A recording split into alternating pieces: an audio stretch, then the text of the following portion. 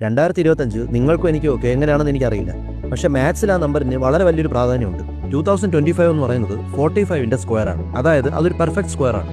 ഒരുപക്ഷെ നിങ്ങളുടെയും എൻ്റെയൊക്കെ ലൈഫ് ടൈമിൽ നമ്മൾ കടന്നു പോകുന്ന ഒരേ ഒരു പെർഫെക്റ്റ് സ്ക്വയർ ആയിട്ടുള്ള വർഷമായിരിക്കും 2025. കാരണം ഇതിന് മുമ്പ് ഇങ്ങനെ ഒരു കംപ്ലീറ്റ് സ്ക്വയർ ആയിട്ടുള്ള ഒരു വർഷം 1934, അതായത് സെക്കൻഡ് വേൾഡ് വാറിനൊക്കെ മുമ്പാണ് ഉണ്ടായിരുന്നത്.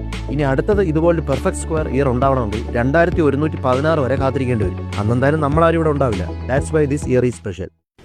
എന്നിട്ട് വേറൊരു പ്രത്യേകത 1 മുതൽ 9 വരെ, അതായത് 1 to 9 വരെയുള്ള എല്ലാ നമ്പറുകളുടെയും ക്യൂബ് എടുത്ത് ആഡ് ചെയ്താൽ നമുക്ക് കിട്ടുന്ന ആൻസർ 2025 എന്നായിരിക്കും. ഒരു മാത്തമാറ്റിക്കൽ ഐഡന്റിറ്റി അനുസരിച്ച് ഇത് ഇങ്ങനെ എഴുതാം: 1 മുതൽ 9 വരെയുള്ള എല്ലാ നമ്പറുകളുടെയും സമ്മിന്റെ സ്ക്വയറും 2025 എന്നായിരിക്കും. 9 സ്ക്വയറിന്റെ 5 സ്ക്വയർ ഈസ് ഈക്വൽ ടു 2025. 3 സ്ക്വയറിന്റെ 15 സ്ക്വയർ ഈസ് ഈക്വൽ ടു 2025.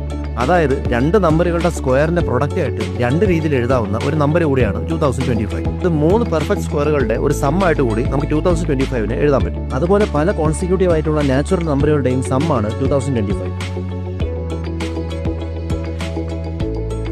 ഭൂഗോളത്തിന്റെ ഓരോ സ്പന്ദനവും കണക്കിലാണ്. വിത്തൗട്ട് മാത്തമാറ്റിക്സ് ഭൂമി വെറും ഒരു വട്ട പൂജ്യം.